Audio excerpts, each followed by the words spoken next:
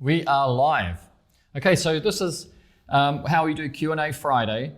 And so we're going to do one where it's live, so anybody who chimes in, can kind of see what's going on. But we actually record this and we put it into YouTube in the Reach It Workshop playlist. And what I do is I get the questions that have come up from the last week, or the first top 4 or 5 questions, and then I answer them live while we're preparing the Reach It workshops. Our Reach It workshops have been delayed a little bit because we're doing Black Friday. And we've got some pretty exciting things going on for Black Friday. Woohoo! Alrighty, that's Martin in the background. I'm here. And it's time for coffee. It's time for coffee.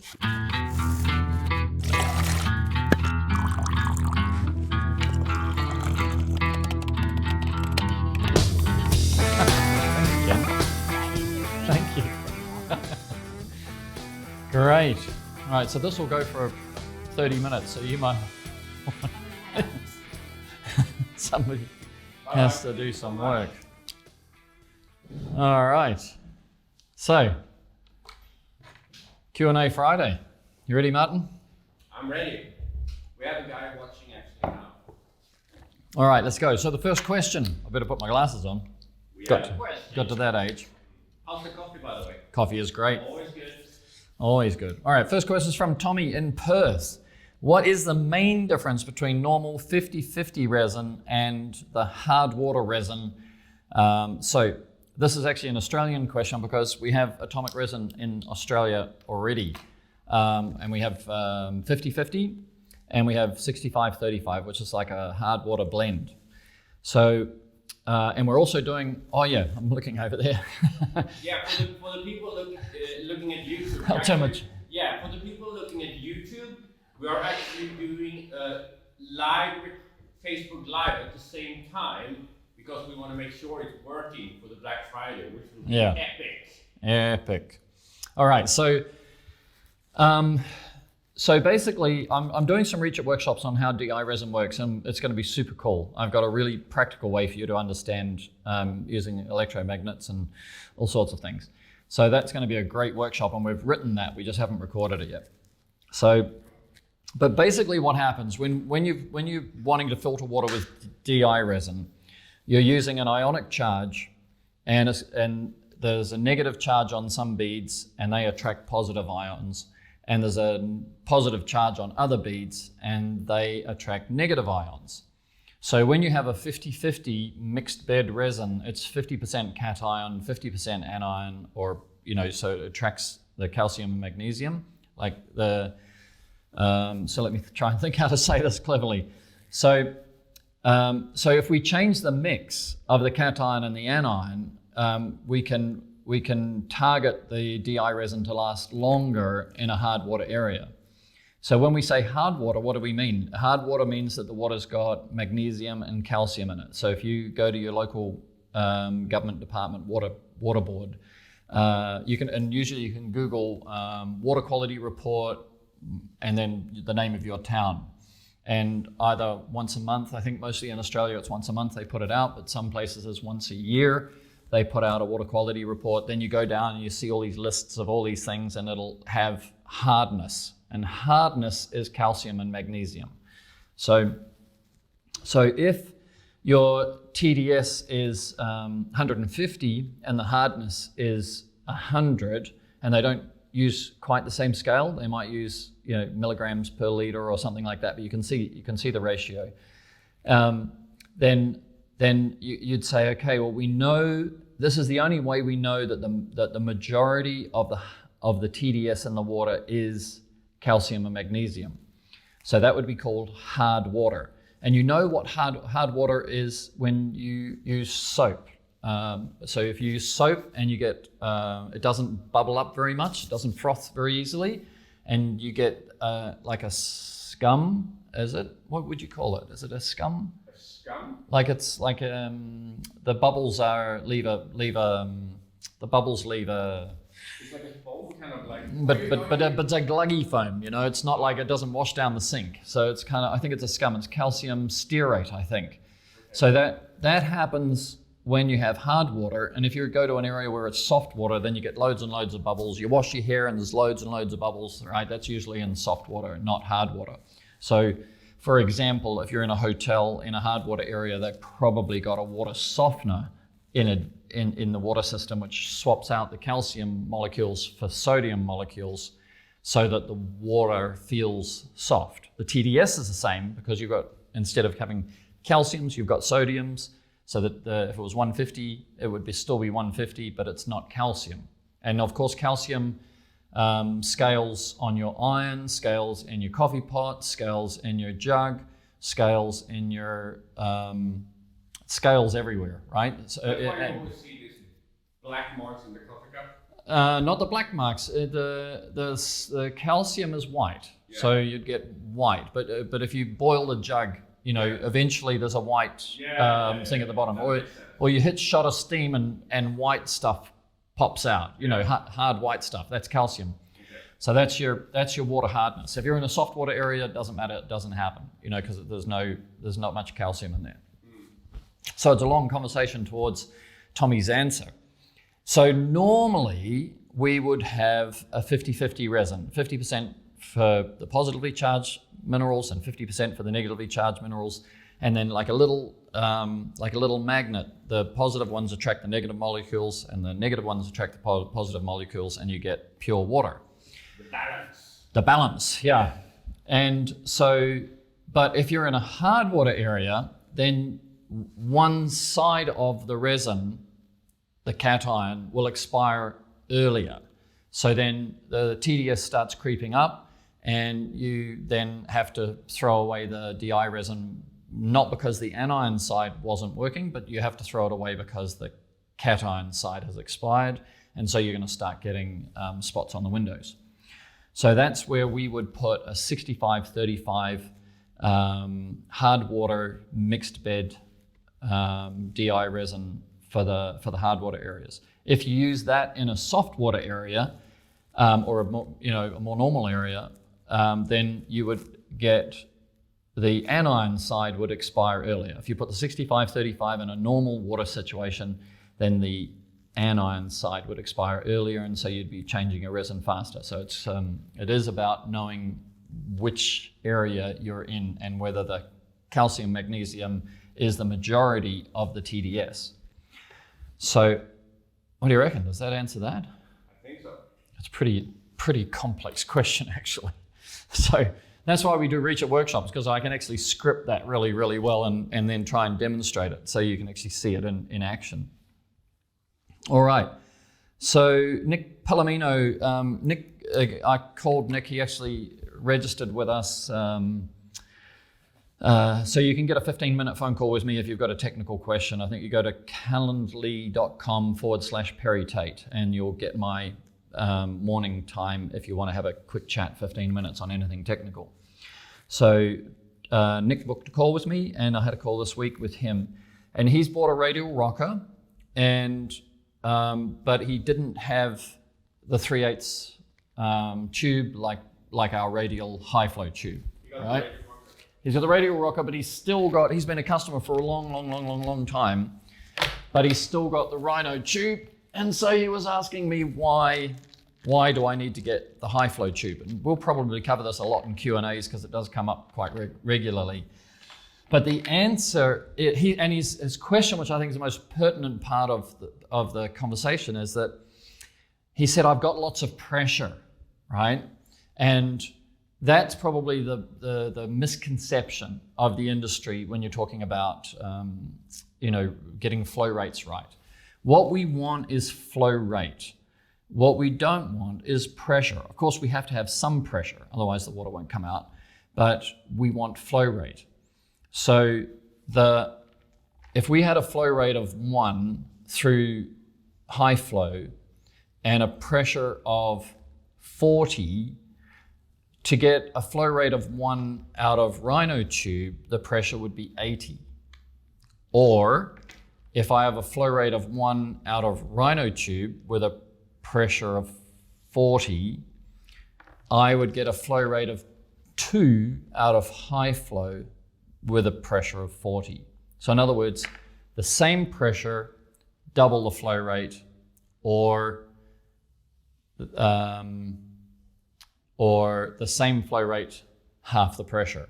right? So they interchange like that. And that's why all high flow is designed for all the radial brushes. Yes. Like rocker, like the radial, and also the deep frame. Yes. And the solar rocker. And the light. And also the light. Yeah. Now, the new brush. Don't reveal it. The new brush, we're working on a light flow rate version of it, but we haven't mastered it. We're looking for the UK market where they carry the water with them and they want to use less water. People are complaining about the sound. So Okay, come closer. They say poor. So Come closer, come closer. Yes. How's that? Okay, we tried Good. that. And is that in your screen? Fortunately not. Oh, so for people who are nice. watching on YouTube, we are doing a test run for the Facebook Live on Black Friday. That's why Perry is sometimes looking into actually the A phone second recording. camera. Yeah. Okay. Good. Tell us if that's better. Yeah. Because the YouTube channel is being taken off the lapel mic, right? So this is just how close I can get to get that mic to work for us. Okay, so basically the principle is that a 3/8 inch or a 10 millimeter OD hose will carry twice the flow rate for the same pressure, or the same flow rate for half the pressure. That's the simple little maths. So all the radial brushes have exactly the same flow rate requirement, or the fluid dynamics. Better?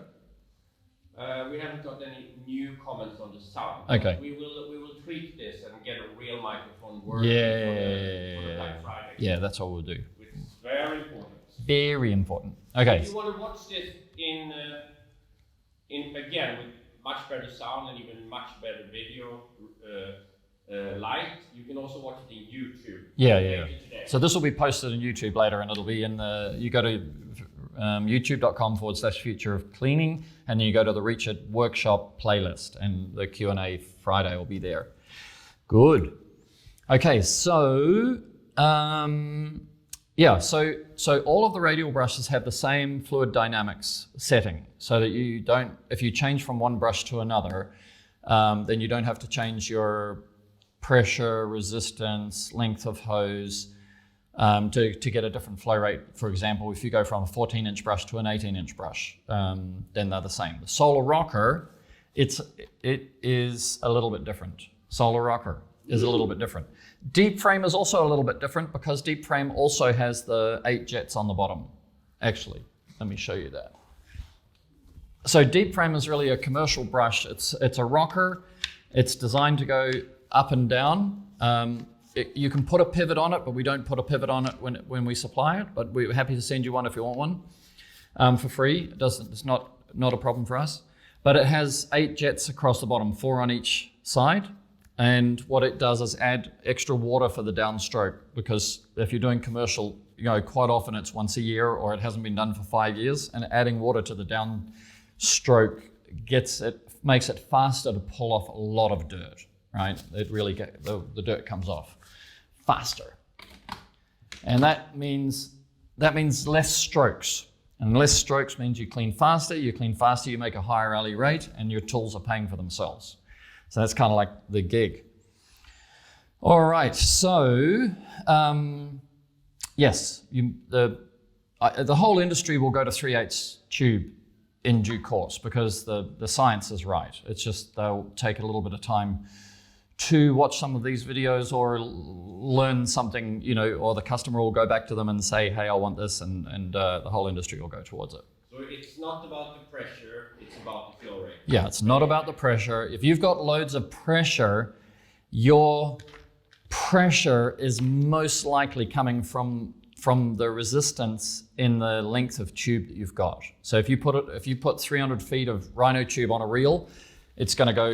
The water wants to go straight. So the first thing you do is deploy all the 300 feet so that the water at least is going straight. Then what happens is, if this is the tube, then the water has got friction on the wall, and because water basically behaves in a linear sense, then it kind of drags on the wall, and then layer by layer by layer coming into the middle, then the water will drag less. So if you go to a river, the speed of water at the bank is slower than the speed of the water in the middle of the river. And it's this, yeah. And that's true for all water. So the bigger the pipe, but then there's an unreasonable sized pipe or an unwieldy sized pipe or hose or tube or whatever it is, right? So you just try and balance it. And that's what we've done. We've done the science to balance the system. So for example, just because it's interesting, right? We have a 3/8 inch, 10 millimeter tube coming into the radial brushes at the bottom. And then we have an 8 millimeter or a 5/16 tube going to the left and to the right. So the flow rate possible from a 3/8 tube is double the flow rate from the 5/16 tube. So we go, basically double in, half to the left, half to the right. It's balanced, right? And that's what makes there's a lot of science sitting in a reach-it brush that if you are a geek, you will enjoy. 15 minutes of knowledge. There you go. Right. All right. So I think that answers that enough for the point, just to be interesting. There's lots more that I can go deeper and deeper, but I'm going to do that in a reach-it workshop. All right. Leonard Drummond wrote on YouTube, great insights. I've been watching a few solar panel cleaning videos, and I've noticed that some of them use a brush that rotates. They do use it for solar farms. However, they also say you can clean commercial and even residential solar panels. So my question is, would your solar brush's overall speed and technique make it quicker or as efficient as the brush they are using? So this is basically talking about the difference between using a brush and using a rotary brush where the axle is through here. It's not spinning like a car washing brush, although you see those as well. It's basically an axle running through here and the rotary brush is running this way. And most of you would know that we're developing one of those. Yeah, we put a video out for a few weeks ago, right? A few weeks ago, we put it on Facebook, and so there's a lot of answers to this to understand where would be the difference. For setting up for a rotary brush on solar panels, there's applications where it would work. If it's a lot of work, like we were cleaning a carport, you'll see some videos come out soon. We're cleaning a carport with 54 panels the other day, and it's a carport, so it's quite high. It's 35 feet deep, right? About 11, 12 meters deep. So we got the Warrior, we put the solar rocker on it, and then I have to, basically I'm working, in order to reach the furthest panels, and I'm 6'6", and I have to work above my shoulder like this, yeah? So in that situation, that's, quite a load on the body. It's not like crazy load, I don't clean windows anymore and I didn't get exhausted or anything. Gooseneck, right? Yeah, we have the gooseneck to keep the brush high. And when you get the solar rocker, if you've got a reach-it pole, then we also give you a gooseneck to get the pole up here. Yeah. This kind of thing, it's basically the logic is, we can get the pole up here, maybe up here. And we also give you an inverted one separately, but they only fit reach-it poles. That's the only, comment on those. And the inverted one is if you're cleaning from the apex of the roof or you're cleaning from above the panel. Sometimes that's more ergonomic for you, especially if it's going all the way to the ground. It's sometimes easier to stand behind it and clean it that way. And the Warrior is really good because it's high-mount carbon, so it's not flexing, yeah. So it doesn't touch the solar panel. Yeah. Because you need a very, very... You need a rigid pole because it's really gravity is, the weight of the pole and the full extension of the pole, it has some flex in it. Once you start working it and you're going against the resistance of the solar panel, then you're going to see a little bit of flex come through to the pole. If it's a soft pole, it'll flex all the way down. Maybe scratch the panel. Yeah, you could scratch the panel, but just lose the efficiency. That's the thing. I mean, you want a full transfer of force from your muscles to the brush as much as possible. You don't want to be losing any of that. So when would a rotary brush, that would be an application where the rotary brush would have been helpful, because I would have just gone, up and down maybe 2 times, and the rotary brush would have done the agitation to get the dirt into suspension. So that, I think that would be an application where the rotary brush would work. However, if we're just like, we went to our roof, we've got other videos of us cleaning the solar panels on the roof of this building. And in that situation, I don't think there's any advantage of a rotary brush at all, because, you've really still got to go up and down, and you've got to get the dirty water off, and, so I think that for small jobs, commercial and residential jobs, then the solar rocker is going to be more efficient, easier to use, easier to pack out and pack down. But if somebody's going to have a large ergonomic workload, then that's where the rotary brush comes into itself. If you've got to clean panels all day long, that kind of thing. And when we bring out our rotary brush, it'll have loads of water so that it flushes really fast. First thing, you've got to get the dirt off the panel into suspension, and then you've got to get the dirty water off the glass. So that's the go there. Byron guest. Say what? Byron guest watching. Oh, really? Byron's in. Thought he'd be cleaning windows. Hey, Modman, how are you, champ? How's the sound? We would probably get a better mic for the Friday, the Black Friday, where we're going live. So that's why the sound is not 100% today. I hope you can hear us enough for today, but we will adjust it. Yes. And for people watching on YouTube, we're also testing the Facebook Live today. Why Perry sometimes looking at this camera, yes, rather than that camera. But we're here for you.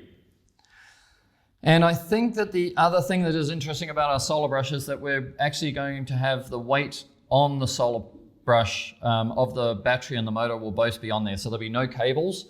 But if you wanted to make the brush lighter for your own reasons, this is the rotary brush, then you can actually carry the battery to your belt, and then you can run a cable up the pole as well. So it'll be hybrid.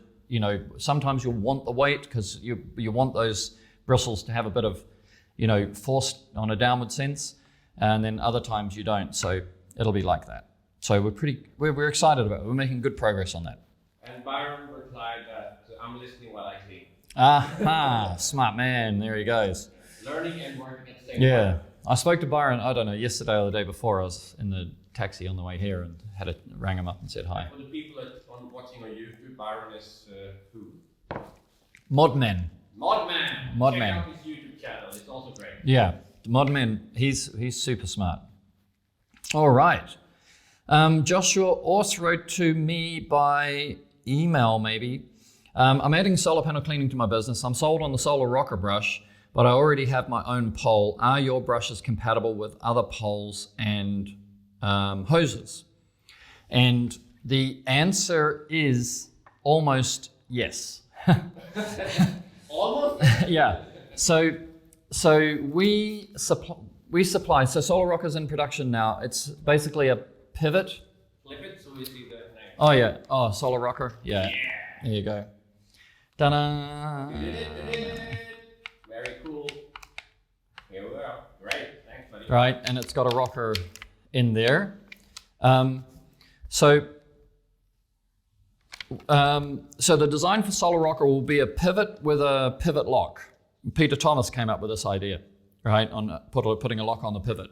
So it's got a pivot lock, which means you can use it with a pivot, and the same will happen with deep frame shortly.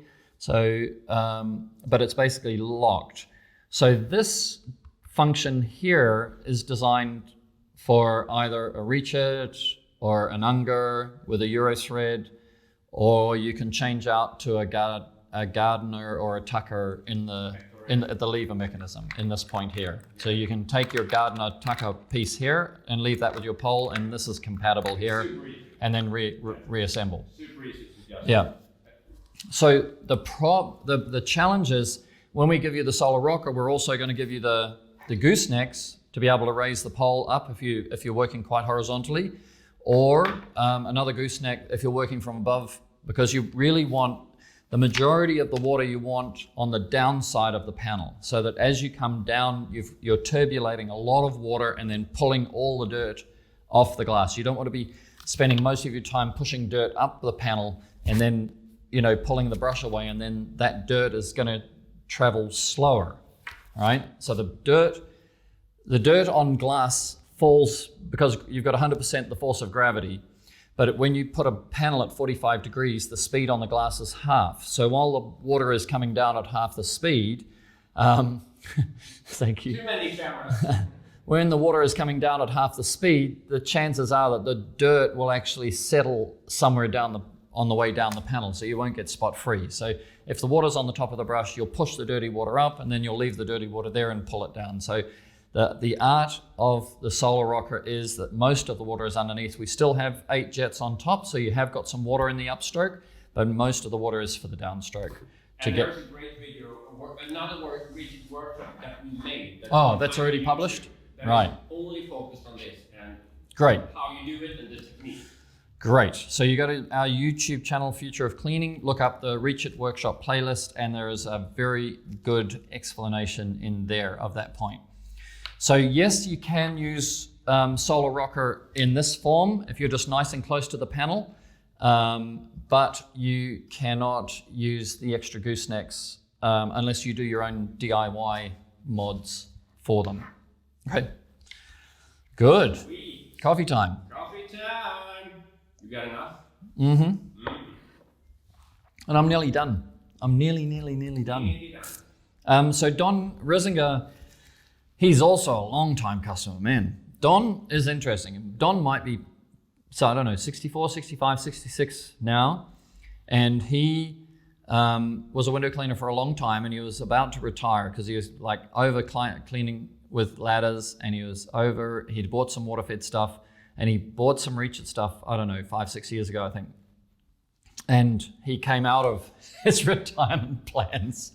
He spent chunks of money, right? But he just got it all sorted, and he said there's just, the speed is good, the ergonomics are good, the workload is good, so he's kind of like happy. So we keep in touch. But he has got one of our filters will be one of the Flow Reds or the Flow Blue. And so he was asking, he's about to reorder his membranes, and he says, are they the same as last time? And the answer is a clever question, right? But the answer is no, they're not. So that we keep in touch with the industry. I go to Acutech every year in Shanghai, and I go and see all the reverse osmosis membrane suppliers, and I learn about what's happening in the technology of RO. And so we have upgraded our membranes. So now for the same pressure, they'll deliver another 10% more flow rate. And RO is reverse osmosis. If someone just dropping yes. in here. Yeah, if you're just coming in reverse osmosis. Oh, yeah. Yep. So that's reverse osmosis means that you take something that isn't pure and your product on the other side of the membrane is more pure, like less contaminated. Right, so osmosis is the other way, reverse osmosis is this way. So we're taking dirty water and making it pure, and that's our product. And so because once you understand that the target for all Reach It brushes is half a gallon a minute, then everything has to be maximized to deliver at half a gallon a minute. If you've been using pencil jets or you're using rinse bars, some of the brushes on the market, you get a brush like this and the first jet is here and the other jet is there. And so you basically have and then these bristles will splay another inch out to here when they're on the glass. So you get almost like, 2 inches on either side where there's no water. So it's really important to get a high flow rate, get the high flow rate all the way to the outside. So we have the jets that squirt to the outside. So you can leave the brush on the glass and rinse in the downstroke. So you agitate on the upstroke, rinse in the downstroke. And then there is no, this is a generalization. So there's an exception to the rule every now and then, but there is no need for a secondary rinse phase. Now, sometimes there is. But for the majority of the time on the standard job, you can agitate on the upstroke, rinse on the downstroke, and you are done, right? Every now and then you can go back and fan it off or straight pull it off, whichever way you want to do it. So in order to get half a gallon a minute, that's where, you know, we had to switch to high flow. We had to you know, arrange the jets, and then we have to change flow red to flow red plus and change everything inside that to maximize the flow rate. And then the membranes, as the membrane technology improves, then we want to make sure that we do that so that we've got the highest flow rate possible. So flow rate is a constant. If you want to know what flow rate you actually have now, then you would set up all your system, all your hose and tube to your brush, and you would disconnect your brush, right? And then you would measure how much water is coming out of the end of the tube, because the brush is not going to change that. Connecting the brush or disconnecting the brush will have no effect on that. It's a at this cross section of your fluid dynamic system, it is a constant. So in the way, if you want to work it out in gallons per minute, if you ran your water for 1 minute, and then at the end of that minute, you measured how much water you'd caught, that would be gallons per minute or liters per minute. If you ran it for 30 seconds, measured how much water it is, doubled it, that would be your gallons per minute, liters per minute. If you ran it for 15 seconds, multiplied by 4, the amount of water that you captured, that would be your gallons per minute, liters per minute. So it's just basically how many gallons coming out of here per minute. And if you're, you know, there's a lot of, you know, when you only got pencil jets, you probably only need 1/4 of a gallon a minute, right? But it slows you down. And that's where what we're trading is the amount of water we use to give us an increase in speed. And if you can use the radial technique and master it, the speed at which you clean offsets the increased flow rate such that you will use less water. So even if you're carrying water, people get really freaked out and say, half a gallon a minute, I carry, you know, 500 gallons or 250 gallons, 250 gallons, you know, that won't last me all day. But that if they use their old technique, it won't last them all day. But these brushes are designed with a technique. It's a tool with a technique, you know. If you really want to master the technique, you can get the catalog. Oh yeah. So you can download a PDF of this manual. This is basically the How to Clean Windows Faster. It's 56 pages of everything I know about brushes, and it's all in there. The radial technique is beautifully laid out by Martin. Yes. Right. Also, if you want to watch a video on the technique, yep, the exact technique, same as the catalog, you can also go to Future of Cleaning. On each brush you have the technique for radial and radial rocker and radial light. And also in YouTube you have the radial technique. But the best is to go to the futureofcleaning.com and search the brush you want. Right. That's the techniques. Okay, so for these guys, the technique videos are in futurecleaning.com. If you go to any radial brush, then the technique video is there. Master that technique, you'll use a higher flow rate, but you'll use less water. Yeah. Alrighty. How's that? What's our time? You have 33 minutes. I think, yeah, because my camera will stop recording after 30 minutes. Right. That's how you know. That's my sign, yeah. Great. Yeah. Great. All right, well, I think that's good for today. I think that's very informative. And in the meantime, we're working on Black Friday. We have a whole new product coming out. And then we've got some super crazy secret deals on you know, like Solar Rocker's got a deal, Radial Rocker's got a deal. There's a Elite Pack deal, there's a Mini deal, there's a Flow Red deal, there's a dual DI tank deal. So basically, which one's the last one? Flow Red, yep, Flow Red deal. So we've got all these deals. They've all got the new product in them, and really good prices. And we are releasing some teasers now. For the yeah. We have Vegas top secret agent movie. That is pretty funny and really. We have a classic movie coming out, right? Which is, you'll laugh a lot. So and the product is revealed in the movie. So so that's what we've been working on, right? Like crazy. We're preparing for Black Friday. We're preparing all the deals. Yeah. Yes. But if you want to know, we'll let you know one secret deal if between now and Black Friday, if you go to our store or the Wednesday before Black Friday, actually, because we're going to release the video on the Wednesday before Black Friday. But you can go to our store and you can go, there's a little page section with secret deal. You put in your details there. Tell us which pack you're most interested in. And then we'll send you, maybe over the weekend or Monday, we'll send you a little reveal of the deal. And then you can write back to us and say, please prepare a draft invoice, and we'll email you an invoice, because it's where do you sign up? That's at futureofcleaning.com, the homepage. Okay, and then there's a section called Secret Deal. Ooh. Yeah. Sweet. So, Nice.